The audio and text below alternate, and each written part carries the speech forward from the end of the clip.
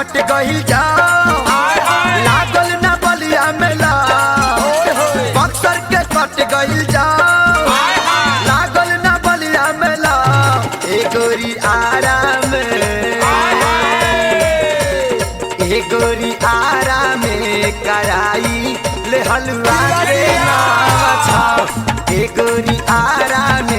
कराई ले हलवा के नावा छाओ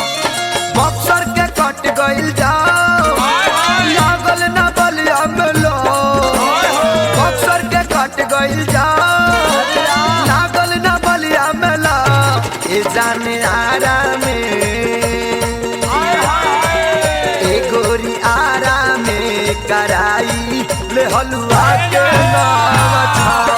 ए गोरी आराम कराई ले हलवा के नावा छाओ।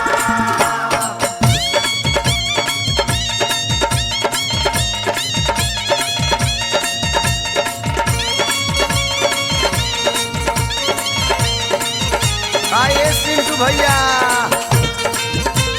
अरे दिया हो पिंटू भाई दिया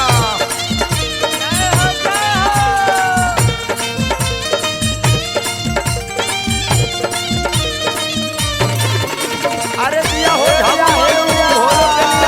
ए मनोज भाई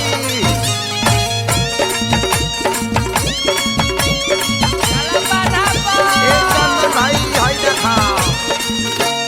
भगुआ मोहनिया के झनकता सरसो बिहिया में सुननी धाराई रहलू परसो ए संजय भाई अजय भाई अरे राजेश भाई केसरी भाई के लेके चला हो ए भगुआ मोहनिया के झनकता सरसो बिहिया में सुननी धाराई रहलू परसो देहरी सजैलू डुमरा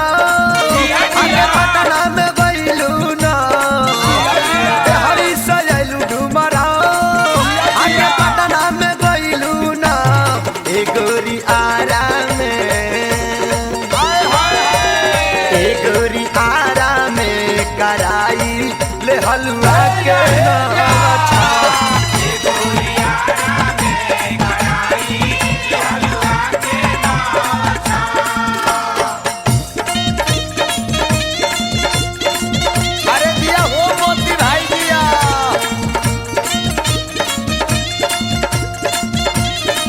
ए सामनारायण भैया हाय कांगवा यार में देखा हाय का हतारे दिया हो कमला बाबा बोला बतनी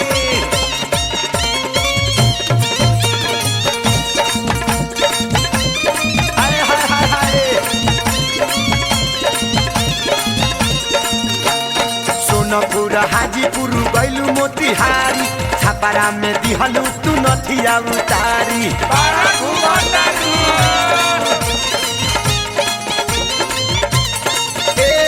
सोनपुर हाजीपुर गइलू मोतिहारी छापारा में दिहलू तू नथिया उतारी आइलू झुराइल सिरा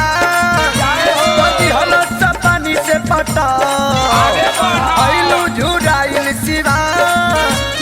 दिहलो पानी से पटा ए मैडम आराम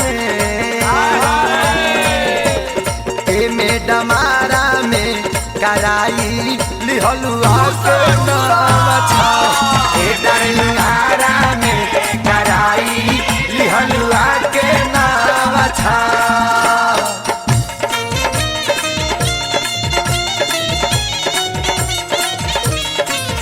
अरे आ जाई है काहे घबरा तारू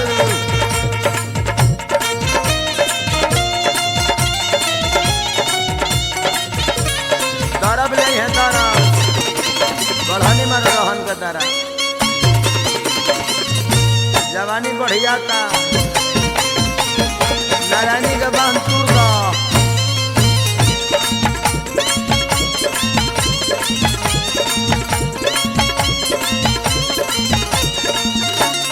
जिला गोपालगंज से गइलू देवरिया पकड़ी कलाई के ले गोल भितरिया काए मनोज भाई ए मोहन जी अरे बिने भाई मोहम्मद को छोड़ा मर दे चला होने ए जिला गोपालगंज से गइलू देवरिया पकड़ी कलाई के ले गोल भितरिया गइलू गोरखपुर माऊ कटे हलस रुपैया सा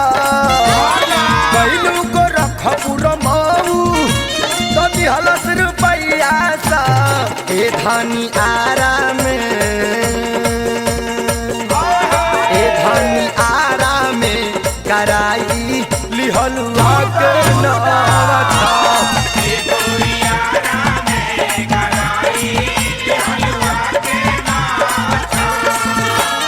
बक्सर के कट गइल जाओ लागल न बोलिया मलो बक्सर के कट गइल जाओ लागल न बोलिया मलो ए जान मारा में कराई लिहलु तू तनावा छा ए जान मारा में कराई लिहलु जाके न